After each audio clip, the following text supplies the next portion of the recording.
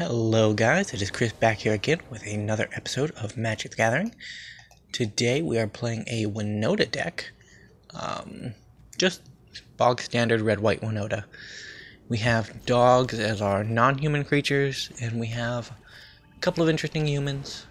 Our main Strixhaven edition is the Blade Historian. Although, having said all of that, I do know how these games go. And I just want to say that Magic is sometimes hard. And sometimes, even when Magic isn't hard, Magic is hard on you. And we're going to get a little of that today. Luckily for us, we are blessed with infinite, don't remember what that dog's name is, but he sacrificed himself to protect somebody. Trusty something. He's a good boy. He's a good boy. He helped us out a lot.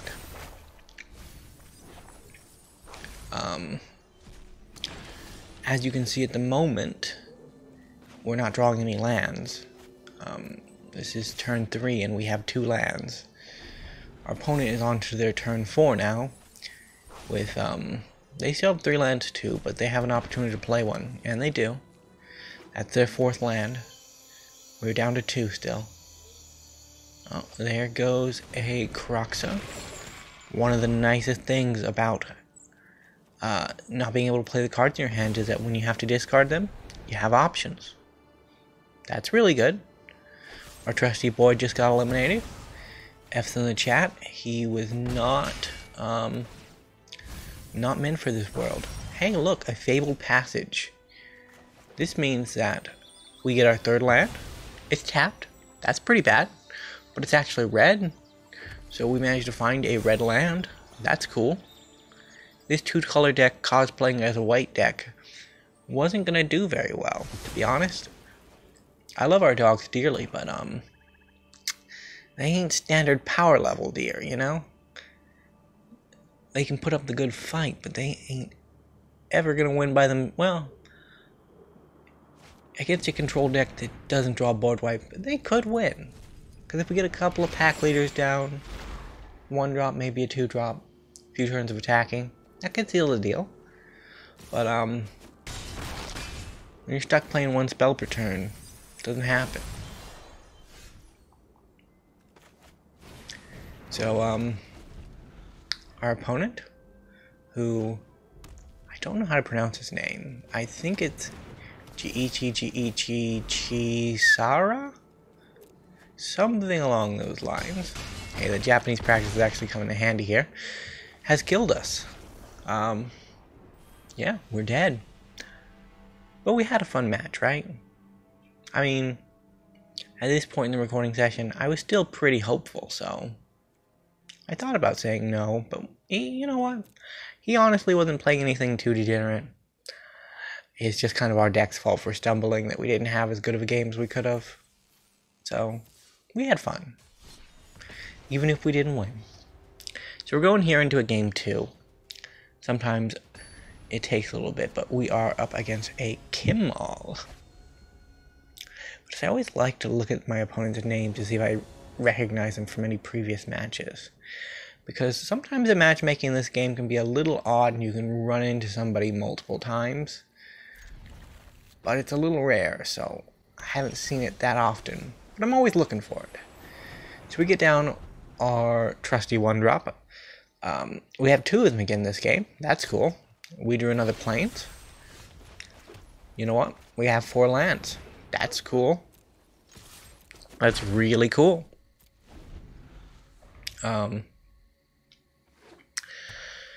I would like one of them to be red, but we don't actually have any red cards in hand, so hey, there's another trusty boy. Selfless Savior, that's what he's called. There we go. It's hard to tell on the monitor sometimes. But when you're casting, it does get pretty big, so you can tell. Behold the Multiverse. I honestly thought they had a Saw It Coming exiled over there in the Foretell Zone. but I guess it would hold the multiverse. Not that we really could have played anything better, to be honest. Our turn was always destined to be two good boys. But,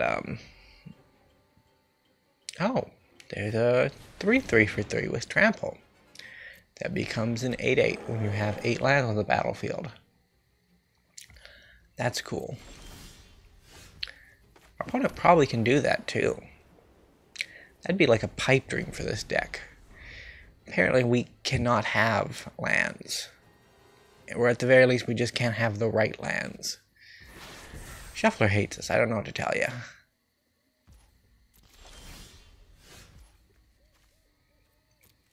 So we can actually attack into the 3-3.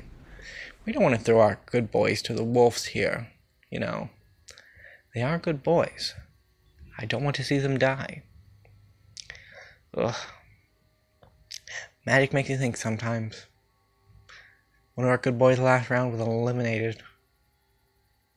Eliminating somebody's dog, that's messed up, man. So we're getting Shark Typhoon cycled. That's not too bad. A 1-1 in the air. The 20 turn clock. If we can't draw red source in 20 turns, we deserve to die. That's just how it is. Hey, look at this Haxos. He has 2 red pips in his mana cost, but he sadly cannot be tapped for red mana, which is something that I'm a little concerned about at this point in the game. We're stuck on 4 lands, and we have an accumulation of red cards in our hand that will never be cast with those 4 lands.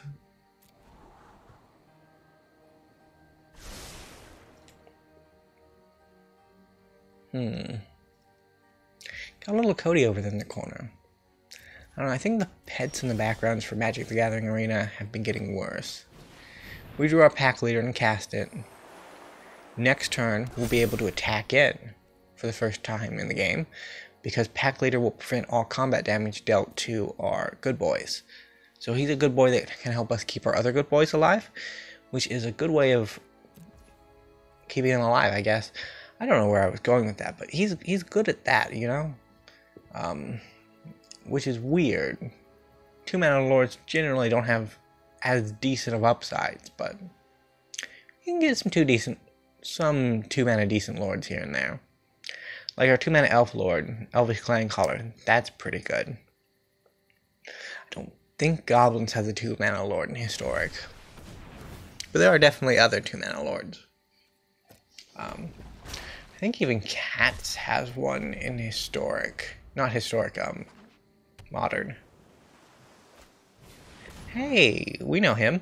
He's, Quandrix Cultivator. He's a land ramp card. I like land ramp cards. He's welcome on the battlefield. I should say he's welcome. He's probably not. Honestly, if he can block us pretty bad. So we just decided to go and put down one of our lords after we drew our 5th island. 5th plains, by the way. Love to see it. Our opponent decides to early bounce our dog. I guess this is not early, because when he attacks, there would be the trigger that would prevent the damage, so... Actually, I don't know if that's a trigger or a stack. I think that might be a stack interaction. If it is, bouncing it before damage is dealt would be better. No, it says when he attacked, doesn't it? So it should be... I think it was... I think they did it right. So they attack in with their 2 1/1 sharks. Our opponent luckily has had a little bit of land problems of their own. But you know, they're in green, so they can actually fix those, whereas we're in white, we can't fix those. It's weird how one color has the ability to fix an inherent flaw in the game's mechanics and other colors don't have access to that kind of thing. But you know, we're not here for that type of commentary. We're here to play mono white in a Lorehold shell and, you know, just sit and stew in our thoughts, thinking about what's going to happen. Opponent has sharks, they have birds, they're attacking us, their 20 turn clock has increased exponentially. We are now on a 5 turn clock. That's very good scaling on their part. I'm quite proud. Oh, well, there's an Ugin, so retract all of that proudness I was talking about, because Ugin -2 is here, and there goes all the damage. Well, I say all the damage, there goes all our possible damage. They still have an 8-8 and a 3-4, so we're gonna concede. That was very sad. Shuffler has once again punished us for something that we don't know what was done. Whatever will we do? I'm actually going to take a moment here to look at the lands in the deck and try to adjust them some. I'm going to keep 24 lands, I think, because the most expensive card in this deck is a 5-drop. We have 2 5-drops, and we never actually really want to cast them for 5 mana. We want to get them off Winota. So 24 lands probably is too much as is. But for some reason, we're just not getting there, you know? We're just not getting to, sometimes we don't get to 3 mana, sometimes we don't get to 4. This game we didn't get to 6, but, 5 was enough for us. It was enough. It just, wasn't enough to cast Winota, you know, because none of those lands were mountains. But this hand, we actually have a mountain and a plains. Very good cards. They're actually intrinsic to the functioning of this deck. Without them, we cannot play.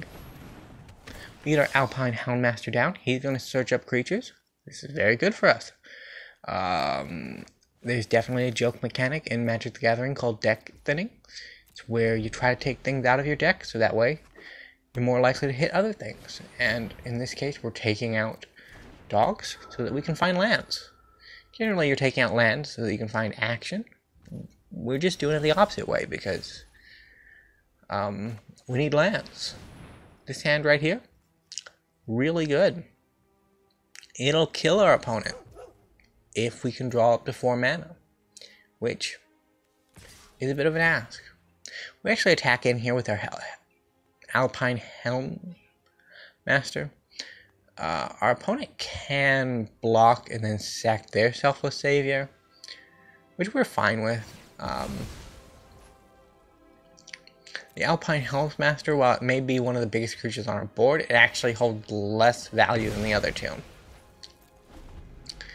So, we got a little bit off their board. Oh, they play another creature. And then they trigger the ability of their creatures, which is whenever you cast your second spell this turn, create a 1/1 flyer. One interesting and fun ability. We did not draw a land, we drew another Alpine Houndmaster, which is almost land. It can help us get 2 more creatures out of our deck, so that way we can hopefully draw a land at some point in the game. Although, I will admit that with the current board state, it does seem as though our chances of winning this game may have slipped slightly out the window, but we can't confirm that yet. We are still in the fight, for better or worse. Oh, look at that. Fairy Godmother is going to make that mage jump. That's cool. So it's a 4/4 hitting us in the air. Look at that. 7/6 hitting us in the air. And they get 2 more 1/1 flyers. I know very recently I was talking about how we still were in this game and that we might have a chance, but my nerves are telling me that this is going completely south and that we probably have no chance of survival at this point. Oh, look at that. Selfless Savior. He is one of our best boys, but we're going to play a slightly bigger best boy. Yeah, no 3rd land drop. That's weird. Our opponent also seems to be land screwed as well, except unlike us, they actually are playing a mono white deck. So when they only draw 3 or 4 planes, it doesn't hurt them as bad as when we only draw 3 or 4 planes. Hey, Lumimancer's doing Lumimancer things. All of this is well and good. Well, well and good except for the fact that we're going to be dying to it here in a second, but we can't really affect the outcome therein, so not really much to say about that other than, yeah, it's kind of cool. So we take 4. They foretell. We draw 5 drop. We have 6 of those in our deck. 6 of those in 60 cards. 10% of our deck. Less so, actually, because we had one of them in our hands, and you would have to do hypergeometric calculating, but that's it. That's the game. Bye, guys.